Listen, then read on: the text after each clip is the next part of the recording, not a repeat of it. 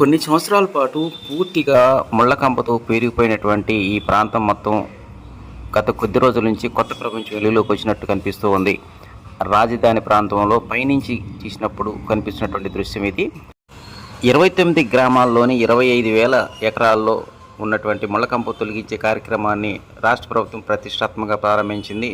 దాదాపు 50% ఇప్పటికే పూర్తయినట్టు అధికారులు చెప్తూ ఉన్నారు. దీనికి సంబంధించినటువంటి పూర్తి వీడియోను వీక్షించండి.